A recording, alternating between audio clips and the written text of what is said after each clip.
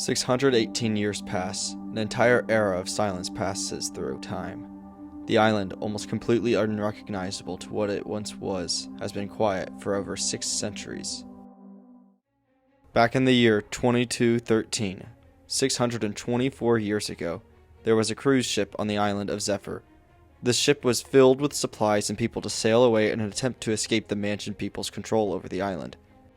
The ship's escape was entirely a success, but one day the entire sea suddenly disappeared, like it was teleported away. The ship fell and crashed on what used to be the ocean floor.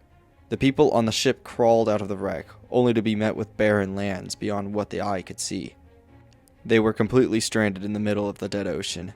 The people from the cruise ship created a society amongst the dead ocean. These boat people created a civilization out of scraps from the ship. This society was forced to survive off the rations packed onto the ship. Eventually, there was no more hope left for the boat people. They had almost entirely run out of food and water, leaving them left with only one option: to die. One man stepped up above the rest. He was hopeful, but not unrealistic. Anywhere they would go would lead to more wasteland, and staying by the crashed boat would only lead them to inevitable starvation and death.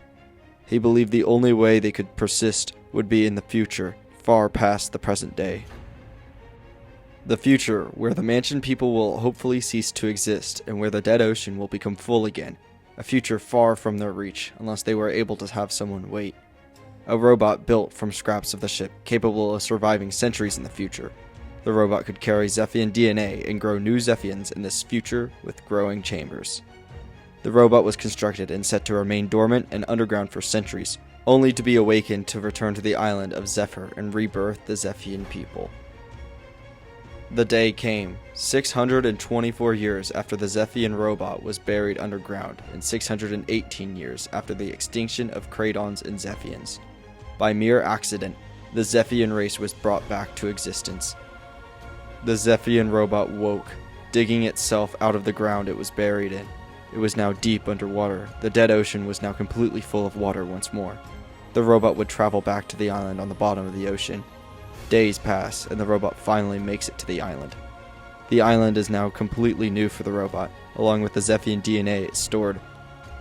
This new beginning for the Zephians would never know of the extensive past for the now extinct Kradons and previous Zephians. In the south end of the island, one of very few remnants from Zephian past remains. This place used to be known as the Southern Laboratory, which was a laboratory created by the Mansion people and John Carter. The Zephian robot chose to reside at this location. Since the place used to be a laboratory, the interior was already equipped with scientific tools that would prove useful for the construction of the base, along with the growing chambers needed to repopulate the Zephian race. A year passes. The Zephian robot successfully created growing chambers loaded with Zephian DNA to bring back the species from extinction. The only last thing that needed to be done was to construct a massive wall around the town. During the past 618 years on the island, the monstrosities have been the apex predator. They had been slowly growing smarter and stronger with time. Hordes of monstrosities covered the island, and the Zephians would easily all perish without any defenses against the monstrosities. 20-foot walls were erected around the town, keeping the monstrosities out and the people in.